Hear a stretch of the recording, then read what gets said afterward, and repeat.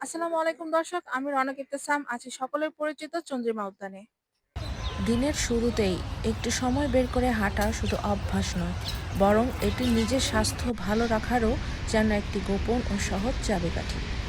সকাল সকাল হাঁটা আপনার শরীরকে রাখে সুস্থ এবং মস্তিষ্ক ও মনকে রাখে সতেজ ও প্রফুল্ল। মোহাম্মদপুরে বসবাসরত মানুষজন এই উদ্যানেই আসে সকালবেলার এই মিষ্টি আবহাওয়া উপভোগ করতে।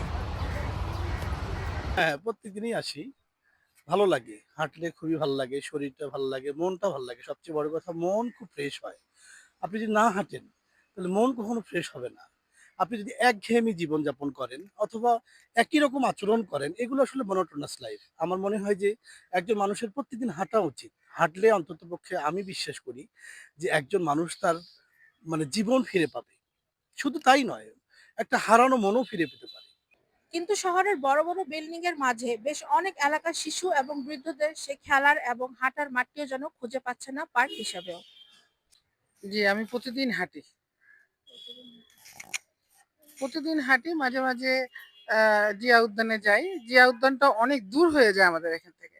আমরা এই যে সোসাইটিতে যারা থাকি, তাদের জন্য জিয়া উদ্যানটা আসলে কিন্তু মোহাম্মদপুর সোসাইটিতে এরকম কোনো মাঠ, এরকম কোনো কিছু নাই যেখানে আমরা একটু সুন্দরভাবে হাঁটতে পারি। সকালে সবার জন্য আমরা যারা সিনিয়র সিটিজেন আছি, তাদের জন্য একটু সুবিধা হয়।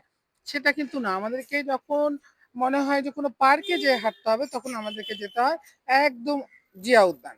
অনেক দূর। তারপর ওখান থেকে আমরা হেঁটে আসি। মাঝে, মাঝে যাই, কিন্তু মেক্সিমাম সময় এই রাস্তাতেই হাঁটতে হয়। রাস্তার পাড় ধরেই আমরা হাঁটি। আমাদের আশা আকাঙ্ক্ষা যে আমরা একটা সুন্দর পার্ক এখানে পাবো, এবং এই পার্কের মধ্যে যদি আমরা হাঁটতে পারি আরো আমাদের সকালটা সুন্দর হবে, ভালো হবে, এবং আমাদের হেলথের জন্য অনেক সুন্দর হবে। সকলের কথায় খুঁজে পাওয়া যায় একটি নীরব ক্ষোভ। পার্কের জন্য নির্দিষ্ট জায়গা থাকার সত্ত্বেও কেন নেই সংস্কার? অনেকের কাছে এমনও প্রশ্ন পাওয়া গেছে যে পোষ এলাকায় মাঠের সংস্কার হলেও নেই কেন তার পাশের এলাকায় মাঠের সংস্কার। জনগণের দাবি স্পষ্ট, হাঁটার জন্য, শিশুদের খেলার জন্য এবং স্বাস্থ্য পরিবেশ ভালো রাখার জন্য হলেও পার্ক প্রয়োজন। ক্যামেরাম্যান স্মৃতির সাথে আমি রনক ইবতেসাম।